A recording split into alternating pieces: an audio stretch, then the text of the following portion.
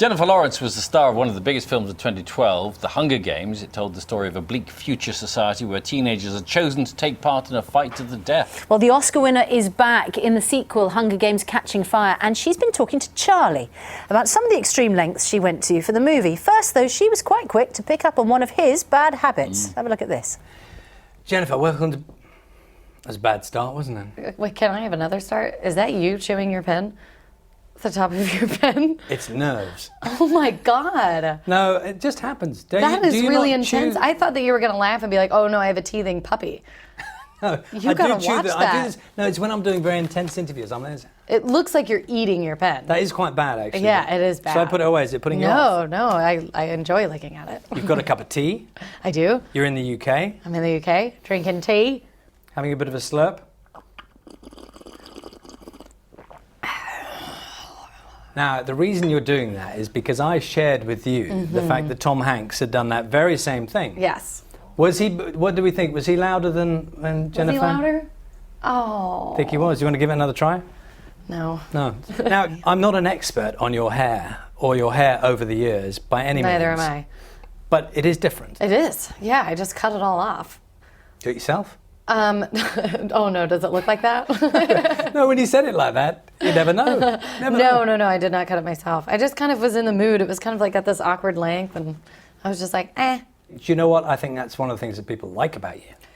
What? That Well, I'm you know that thoughtless and you just no, that you just kind of you do what you want to do. That you don't feel like you're kind of pushed to be a certain way or look a certain way or have to consult with the team before you. Well, I did. What? I mean, I might have sent an email saying I'm going Really? to cut my hair. Does it work like Yeah, that? I mean, I don't want to make anybody mad. Because I didn't say, can I cut my hair? I said, I'm cutting my hair. yeah, are you a bit of a loose cannon? A loose cannon? I guess only with my mouth, yeah. This must be a nightmare.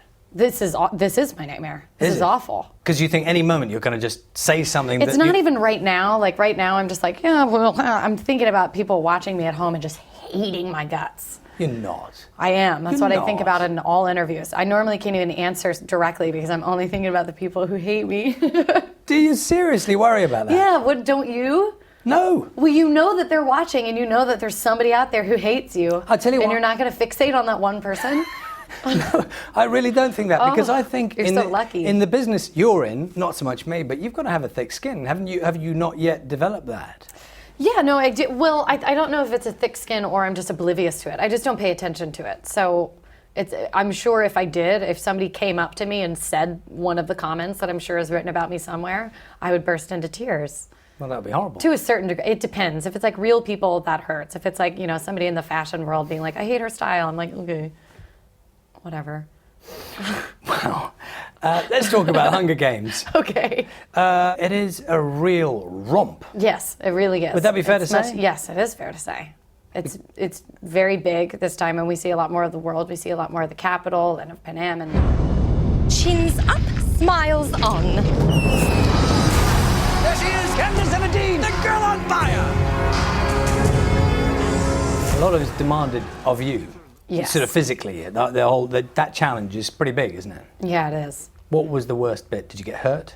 Yeah, I punctured my eardrum and was deaf in one ear for a little bit. Punctured your eardrum? That's bad, isn't it? Yeah, I know. I got a double. You've still got something wrong with it now. There's something huge coming out of it. What happened? That was about the worst. Well, I got this double ear infection from some of the water scenes because the water was really gross. Ugh. And then I had to do a water stunt with a spinning cornucopia. When I fall off, they have these jets, and so I had to jump in, and the jets kind of blew into my ear, and then I couldn't hear for a couple months. Never went to a doctor, which is not advisable. No. Yeah. You saved my life. You gave me a chance. Yes, to live. No, to do something. We have to go, Gail, before they kill us. They will kill us. I love the baboon fight. Oh, thank you. My word, that is was incredible. Like the worst thing to shoot. Why? Well, it just took 7 days to shoot. We were in the swamp the whole time, and we had this choreographed fighting and the monkeys didn't exist yet. So we were just fighting thin air. So okay, go through that for me. So I'm happy to know that you like that scene. But in the baboon fight scene, when you're filming it, you're just kind of grappling.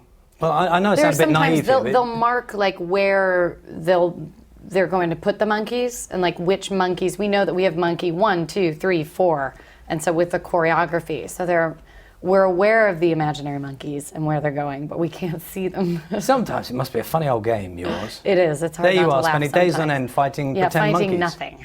nothing. It's weird, isn't it? Yeah, it is weird. A lot of people like the way you go about your business, if you like. That you don't, for example, you've been very outspoken about body image.